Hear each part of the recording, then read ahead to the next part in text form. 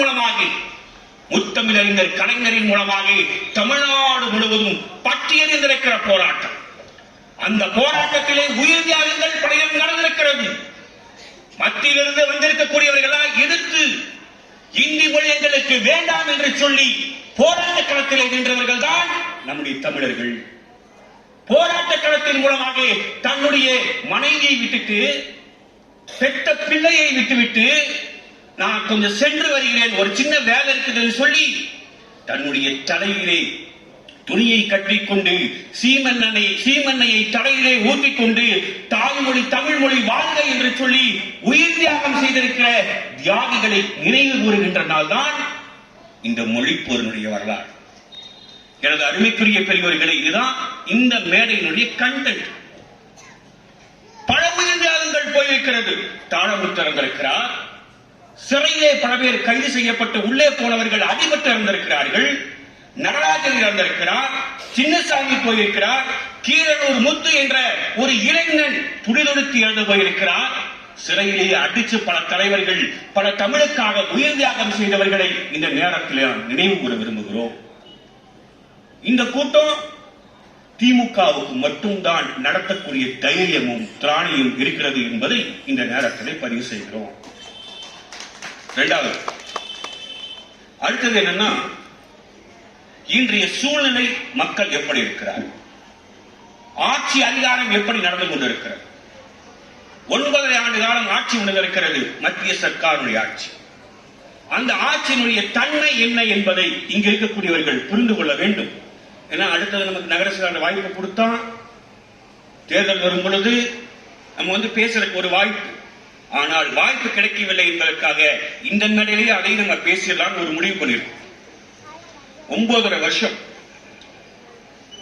ஆட்சி மத்தியில யார் இருக்கா அப்படி கேட்டா உங்களுக்கு தெரியாது.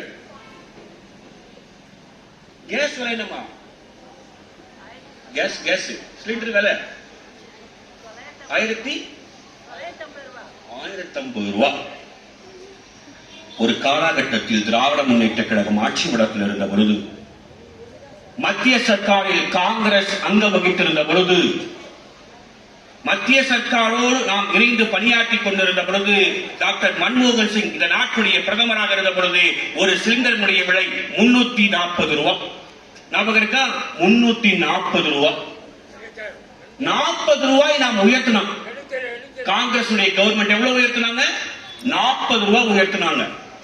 340 ரூபாய் இந்த சிலிண்டர் 380 ரூபாயாக உயர்த்தப்பட்ட பொழுது, இன்று ஆட்சியில் அதிகாரத்தில் உட்கார்ந்திருக்கக்கூடிய சில அமைச்சர்கள், நிர்மலா சீதாராமன், எல்.கே. அத்வானி, இன்னும் இருக்கக்கூடிய பல தலைவர்கள் போராட்ட களத்தில் இறங்கி, பார்த்தீர்களா காங்கிரஸ் ஆட்சி சிலிண்டர் விலையை உயர்த்திருச்சு, சாமானிய மக்கள் வாழ முடியுமா, அது பண்ண முடியுமா, இது பண்ண முடியுமா, எரும மணலா வச்சு சிலிண்டர் ஓட்டி காமிச்சான். இன்னைக்கு எவ்வளவு சிலிண்டருடைய விலை?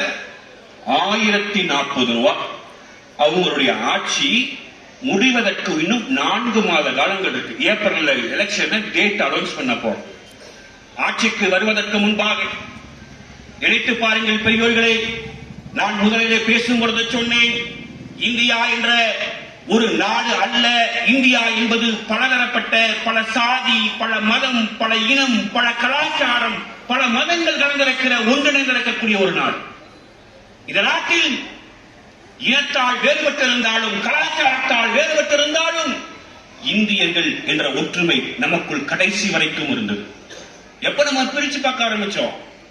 எப்ப பாய் தொப்பி போட்டிருந்ததை நம்ம பார்த்தோம், பிரிச்சு பார்த்தோம். நினைச்சு பாருங்க சகோதரர்களே, ஆட்சிக்கு வந்தார்கள், அதிகாரத்திற்கு வந்தார்கள். இந்த நாட்டில் 1947க்கு முன்பாக சுபாஷ் சந்திர போஸோடு இணைந்து போராட்ட களத்தில் இருந்தவர்கள் இஸ்லாமியர்.